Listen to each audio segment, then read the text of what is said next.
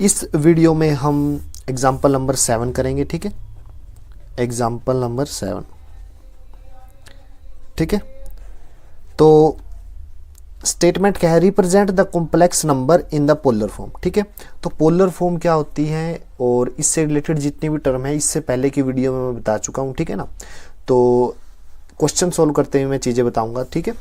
तो z क्या दिया हुआ है, z क्या है, एक कॉम्प्लेक्स नंबर है 1 प्लस आयोटा अंडर रूट 3, ठीक है ना। ये क्या है, एक नंबर है, complex number, complex number, right. तो सबसे पहले मैं क्या करता हूँ, इसको ऑर्डर पेयर में लिखता हूँ, ठीक है। जैसे ही मैं इसको ऑर्डर्ड पेयर में लिखूंगा, सबसे पहले आगे लिखिए रियल पार्ट से रियल नंबर, ठीक है ना। रियल पार्ट में रियल नंबर ही है। ये क्या है, दूसरा इमेजिनरी पार्ट, इमेजिनरी पार्ट में जो रियल नंबर है अंडर रूट 3 उसको लिखिए, ठीक है। तो ये क्या हो गया, ऑर्डर पेयर। जब ये ऑर्डर पेयर में लिखा जाता है तब ये क्या बन जाता है, एक पॉइंट, ठीक है। तो अब मेरे पास पॉइंट के कोऑर्डिनेट हैं, ठीक है। तो कुछ ना कुछ एंगल भी बनाएगा वो एंगल भी फाइंड आउट करना है, ठीक है ना। तो ये क्या है, आर्गेंट प्लेन, राइट। तो ये point, let this point is P और जिसके कोऑर्डिनेट क्या है 1 अंडर रूट 3 ये है।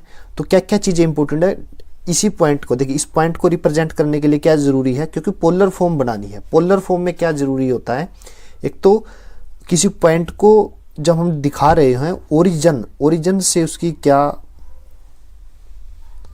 लेंथ है, ये वाली, ठीक है, ये r पता होनी चाहिए, ठीक है। दूसरा ये एंगल पता होना चाहिए। पोलर फॉर्म में रेडियस और थीटा दोनों पता होना चाहिए, ठीक है। तो यहां से जो रियल पार्ट है उसको मैं a से डिनोट करूंगा i, और जो इमेजिनरी पार्ट है आई बी, ठीक है। तो a की वैल्यू क्या होती है r कोस थीटा और b की वैल्यू क्या होती है r साइन थीटा, ठीक है। तो पोलर फॉर्म क्या है, polar form that is equal to r into cos theta plus iota sine theta, ठीक है ना। ये पोलर फॉर्म है, लेकिन हमें यहाँ पे ना r की वैल्यू पता ना थीटा की वैल्यू पता। तो थीटा की वैल्यू कैसे, सॉरी r की वैल्यू कैसे निकालते हैं, r means modulus of z modulus. तो उसका फॉर्मूला क्या है, a square plus B square whole under root, ठीक है ना। तो a स्क्वेयर, a की वैल्यू क्या है 1 स्क्वेयर प्लस b की वैल्यू क्या है अंडर रूट 3 इसका स्क्वेयर, तो फिर क्या ऊपर स्क्वेयर रूट। तो यहाँ से 1 का स्क्वेयर 1, अंडर रूट 3 का स्क्वेयर 3, तो यहाँ से क्या वैल्यू आ जाएगी r की 2। तो r की वैल्यू हमें पता चल गई, r that is equal to 2, ठीक है। अब मुझे क्या निकालना है, मुझे r की वैल्यू पता है, मुझे कोस थीटा और साइन थीटा भी निकालना है, क्योंकि साइन थीटा और कोस थीटा निकाल के मैं थीटा की वैल्यू फाइंड आउट कर सकता हूं, ठीक है ना। तो यहां से a और b की वैल्यू हमें पता ही है, a की वैल्यू 1 है, b की वैल्यू क्या है अंडर रूट 3। तो a that is equal to r cos theta, तो यहां से कोस थीटा क्या है, cos theta that is equal to a by r, और साइन थीटा क्या है b बाई r। तो कोस थीटा क्या निकालूंगा, cos theta that is equal to cos theta a by r था, a की वैल्यू क्या थी, a की वैल्यू 1 है, ठीक है, और r की वैल्यू क्या है 2, ठीक है। एंड साइन थीटा की अगर मैं बात करूं तो b की वैल्यू क्या है अंडर रूट 3 और r की वैल्यू है 2, ठीक है। तो कोई एक ऐसा एंगल जो दोनों वैल्यू को सेटिस्फाई करता है, तो कोस थीटा हाफ कब होता है, जब थीटा की वैल्यू 60 हो यानी π/3, और साइन थीटा अंडर रूट 3/2 कब होता है, जब थीटा की वैल्यू π/2 हो, सॉरी π/3 हो। तो theta that is equal to 60 degree दोनों ट्रिग्नोमेट्रिक फंक्शन को सेटिस्फाई कर रहा है। तो हमें चाहिए थी r और थीटा, तो हमारी जो पोलर फॉर्म क्या आ जाएगी, polar form that is equal to, ये z है, polar form that is equal to r cos theta plus iota sine theta, ठीक है ना। तो r की वैल्यू 2 है, कोस थीटा की वैल्यू π/3 है, प्लस i साइन और थीटा की वैल्यू पाई/3 है। ठीक है, तो ये फॉर्म हमें लिखनी थी, तो सो हमने ये बना दी। और इसके लिए जो एंगल चाहिए था और आर चाहिए था, मतलब इस पॉइंट को भी डिनोट कर दिया आर्गेंट प्लेन पे। ये एक्स एक्सिस है, ये वाई, ठीक है, और ये एंगल कितना आया पाई/3, और ये जो आर की वैल्यू आई है ये 2 है। ठीक है ना, तो ये पोलर रिप्रेजेंटेशन बतानी थी, ये मेरा आंसर है।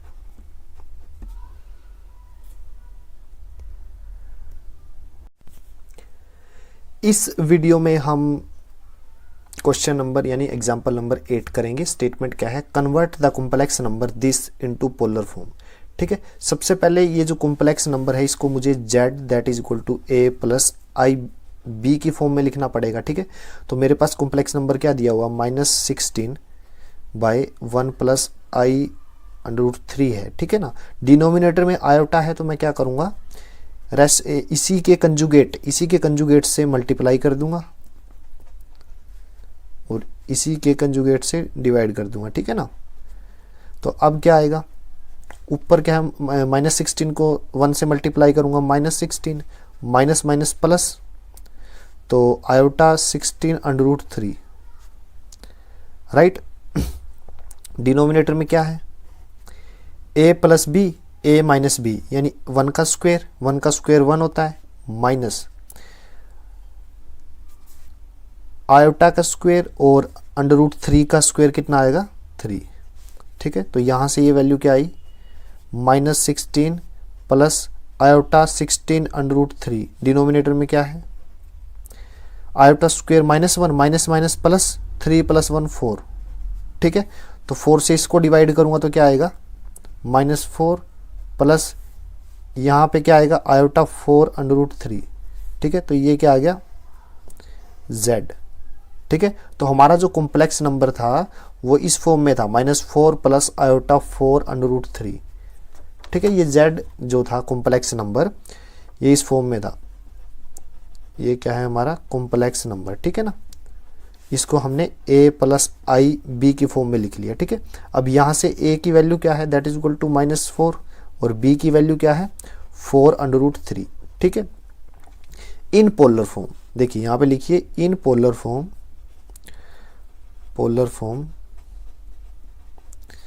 अगर मैं इसको क्या करूं, देखिए a और b को मैं अगर ऑर्डर पेयर में लिखूं और ये ऑर्डर पेयर में लिखूंगा तो वो इस तरह से लिखा जाएगा, -4 एंड 4/3। ठीक है, ये क्या था, कॉम्प्लेक्स नंबर। ये क्या है, इनके जो रियल नंबर थे इसको लिख दिया, इसको बोलते हैं ऑर्डर पेयर। जब ऑर्डर पेयर में लिखते हैं तो नंबर किस में कन्वर्ट हो जाता है, पॉइंट में। अब ये क्या है, एक पॉइंट है। ठीक है, और जिस प्लेन पे इसको रिप्रेजेंट करेंगे वो क्या होता है, आर्गेंट प्लेन। अब यहाँ से आप देखिए, x की वैल्यू, ये आगे वाली जो वैल्यू होती है वो x एक्सिस पे होती है। ठीक है, ये x, ये -x, ये y, ये -y। ठीक है ना, तो x क्या है, माइनस में है, तो मतलब वो इस यहाँ पे आएगा, यहाँ पे कोई ना कोई वैल्यू रहेगी, तो ये मैंने मान ली ये -4 है। और 4/3 y है पॉजिटिव, तो पॉजिटिव वैल्यू मैंने ये मान ली। ये क्या -4, ये क्या 4/3, तो दोनों को मिला दीजिए यहाँ पे डॉटेड करके, ये पॉइंट आएगा। तो ये जो पॉइंट आया, ये पॉइंट P है जिसके कोऑर्डिनेट है -4 एंड 4/3। तो पॉइंट तो आ गया है, बट हमें चाहिए क्या, पोलर फॉर्म में हमें चाहिए क्या, in polar form a = r cos theta, b = r sin theta. ठीक है, पोलर फॉर्म बोलते हैं इसको, z = r of cos theta plus i sin theta. ठीक है, इस पॉइंट को मैंने इस ऑर्डर पेयर से ड्रॉ किया है, यहाँ पे मतलब लगाया है, तो अब इस पॉइंट को मैं ओरिजिन से मिला रहा हूँ। ठीक है ना, तो अब दिक्कत यहाँ पे क्या आई, एक तो मुझे ये लेंथ चाहिए, मॉडुलस z मॉडुलस। ठीक है, और एक मुझे ये एंगल थीटा चाहिए। ठीक है, ये जो z मॉडुलस है इसको r बोलते हैं, पोलर फॉर्म में r बोलते हैं, और ये क्या है, थीटा। ठीक है, पोलर रिप्रेजेंटेशन के लिए मुझे r चाहिए और थीटा चाहिए। ठीक है, r मैं कैसे फाइंड आउट करूंगा, r के लिए क्या है, z मॉडुलस का हमें फॉर्मूला पता होता है। देखिए r = z modulus that is equal to √a² + b²। ठीक है, तो ए स्क्वेयर की वैल्यू कैसे निकालोगे, ए की वैल्यू -4 है, -4 का स्क्वेयर प्लस बी की वैल्यू क्या है 4√3 है इसका स्क्वेयर। ठीक है, तो यहां से वैल्यू आ गई -4 का स्क्वेयर 16 प्लस 4 का स्क्वेयर 16 इंटू √3 का स्क्वेयर 3, तो कितना आ गया 16 × 48, 16 × 4 = 64। तो ये आया आर की वैल्यू √64 8 के इक्वल होता है। तो आर की वैल्यू हमारे पास 8 आ गई। जैसे ही हमारे पास आर की वैल्यू 8 आई तो हम इजीली थीटा की वैल्यू निकाल सकते हैं। कैसे, ए = आर कोस थीटा। तो कोस थीटा की वैल्यू क्या आएगी यहाँ से, कोस थीटा दैट = A/R। ए की वैल्यू क्या है -4, डिनोमिनेटर में आर चला जाएगा तो आर की वैल्यू क्या है 8, तो यानी -1/2। अब है साइन थीटा, तो B that = R sine theta. Polar form में B किसके इक्वल होता है, R साइन थीटा के। तो B की वैल्यू क्या है, B की वैल्यू क्या है 4√3 और डिनोमिनेटर में क्या है R यानी 8 दैट = साइन थीटा। तो यहां से साइन थीटा क्या आ गया, 4 पे कैंसिल हो जाएगा तो √3/2। आपके पास कोस थीटा की वैल्यू -1/2 है और साइन थीटा की वैल्यू √3/2 है। अब यहां से आप एंगल बताइए कि एंगल क्या हो सकता है। देखिए, कोस थीटा दैट = -1/2 और साइन थीटा दैट = √3/2। ठीक है, ये दो चीज़ें हैं। तो मैं क्या करता हूँ, मैं प्लेन ड्रॉ करता हूँ। ट्रिग्नोमेट्री में हम ये पढ़ चुके हैं, जो 3rd चैप्टर था। फर्स्ट में सारे ट्रिग्नोमेट्री फंक्शन पॉजिटिव होते हैं, सेकंड में साइन और साइन का उल्टा क्या है कोसिकेंट। ठीक है ना, कोसिकेंट। तो सेकंड क्वाड्रेंट में देखिए साइन पॉजिटिव है तो इसका मतलब या तो वो पहला क्वाड्रेंट है या सेकंड क्वाड्रेंट है। ये नहीं हो सकते क्योंकि साइन पॉजिटिव या तो पहले में होता है या दूसरे में। अब कोस क्या है, पहले में पॉजिटिव होता है लेकिन ये तो नेगेटिव है, तो पहला क्वाड्रेंट भी नहीं हो सकता। इसका मतलब हमारा एंगल कहाँ पे है, हमारा जो कोण है, हमारा जो एंगल है वो सेकंड क्वाड्रेंट में है। और आप देख भी सकते हो ये जो पॉइंट है सेकंड क्वाड्रेंट में, ये एंगल फाइंड आउट करना है हमें। ठीक है, तो यहां से देखिए साइन √3/2 कब होता है सेकंड क्वाड्रेंट में, किस एंगल पे होता है। देखिए साइन √3/2 π/3 पे होता है, लेकिन मुझे सेकंड क्वाड्रेंट में चाहिए तो मैं क्या करूंगा, साइन पाई माइनस π/3 कर दूंगा। ठीक है, तो यहां से एंगल कितना आया, यहां से एंगल कितना आया, theta will be equal to pi minus, देखिए साइन पाई माइनस π/3 किसके इक्वल होता है, √3/2 के ही होता है। ठीक है ना, तो यहां से थीटा की वैल्यू क्या आई, पाई माइनस π/3 यानी 2π/3। ठीक है ना, तो पोलर फॉर्म क्या थी, पोलर फॉर्म थी ये। ठीक है, तो पोलर फॉर्म को मैं लिख रहा हूं और फाइनल रिजल्ट लिख रहा हूं।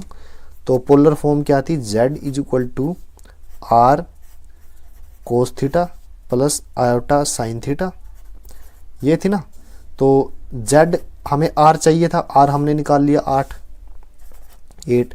कोस थीटा चाहिए था, हमने निकाल लिया 2π/3 प्लस आयोटा साइन 2π/3। ठीक है ना, तो ये मेरा आंसर है। ठीक है, थोड़ा सा डिफिकल्ट लगेगा बट डिफिकल्ट है नहीं, क्योंकि देखिए सबसे पहले तो इस नंबर को हमने कॉम्प्लेक्स नंबर a + ib की फॉर्म में कन्वर्ट किया। उसके बाद a b की वैल्यू पता चली तो हमने r निकाल लिया। ठीक है, r के बाद अगला जो नेक्स्ट स्टेप है वो थीटा का था कि थीटा फाइंड आउट करना है, तो वो भी हमने कैलकुलेट कर लिया।